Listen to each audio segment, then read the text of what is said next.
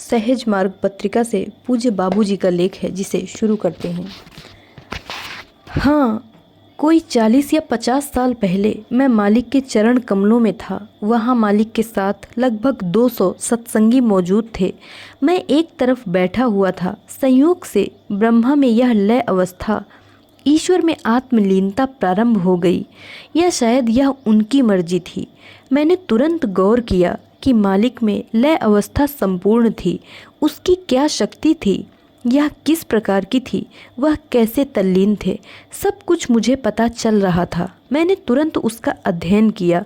1 या 2 मिनट के बाद यह फिर हुआ। फिर मैंने गौर किया कि यह कैसे संभव था। यह फिर तीसरी बार हुआ। जब 3 बार ऐसा हुआ तो मुझे लगा कि तरीका यही है। मैंने गौर किया कि लय अवस्था की शक्ति और आयतन बहुत ज़्यादा था। अब मैं सोचे जा रहा था, जैसे कि मैंने उस समस्त को अपने में ले लिया था। तो यही चीज़ है जिसे प्राप्त करना है। निश्चय ही मैं लय अवस्था की तलाश कर रहा था और कुछ अभ्यास कर रहा था, परंतु जब मुझे अनुभव हुआ, जब मैंने उसे देखा, हालांकि मैं आपको बता रहा हूँ कि यह उनकी मर्जी थी और कुछ नहीं। वह क्या था जो मैं किया करता था? सतत स्मरण मुझ में लय अवस्था उत्पन्न करना जारी रखे हुए था। मैं केवल यह नहीं कह रहा था मैं ब्रह्मा में लय हूँ। मैं इस बात पर भी ध्यान या विचार नहीं कर रहा था कि मैं ब्रह्मा में लीन हूँ। लोग ऐसा करते हैं, परंतु आमतौर पर यह केवल बनावटी होता है। मैंने इसका उल्लेख सत्य का उदय में भी किया है। इसके विपरीत हमें स्वयं से पूछना चाहिए कि उस दशा को कैसे बनाया जाए। उस दशा को पाने के लिए स्वयं को कैसे व्यवस्थित करें। हमें अपनी विचारधारा को व्यवस्थित करना होगा।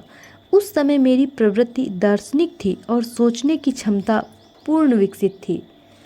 अपने मालिक के पास जाने से पहले ही सोचने की क्षमता पूर्ण विकसित थी, परंतु उन्होंने उसे निर्बाध और उत्तम कर दिया था, अर्थात उन्होंने उसे परिष्कृत कर दिया था। यह कार्य उनका था। इसलिए मैं जब विचार करता था तो सामान्य रूप से सही निष्कर्ष पर पहुंच जाता था। तब मैंने उसके साथ, उस विचार के साथ कार्य करना शुरू कर दिया। मुझे यह ज्ञात हुआ कि इस प्रकार हम स्वयं को व्यवस्थित कर सकते हैं। मैंने यहाँ से शुरू किया कि मैं अपने मालिक में लय अवस्था में हूँ, साथ ही मैं स्वयं को व्यवस्थित भी कर रहा था। मैंने 3 बार अपने मन में पूछा, व्यवस्थित कैसे किया जाए? व्यवस्थित होने के साथ साथ उस समय इस चिंतन ने मदद की। फिर मैं पूछ रहा था, जिस केंद्र में मैं हूँ वहाँ कौन सी दशा प्रबल है?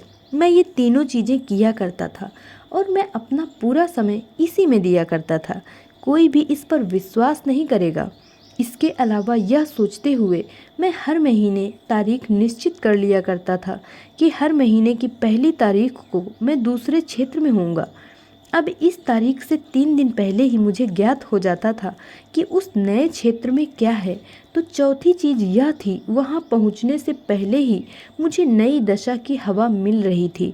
मान लीजिए मैं डेनमार्क जाकर समुद्र के किनारे पहुँचता हूँ और आगे जाने से पहले ही मैं उस वातावरण को महसूस करने लगूंगा, क्योंकि वहाँ की कुछ जानकारी आना शुरू हो जाएगी। उदाहरण के लिए मुझे वहाँ के दृश्य मालूम पड़ने लगेंगे। ऐसे ही कुछ बातें हो जाया करती थी।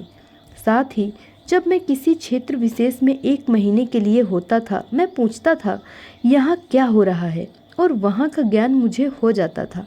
हालांकि मैं बहुत सी बातें भूल जाता हूँ, लेकिन कुछ अभी भी याद हैं। तो ये 3 या 4 काम मैं किया करता था। धन्यवाद।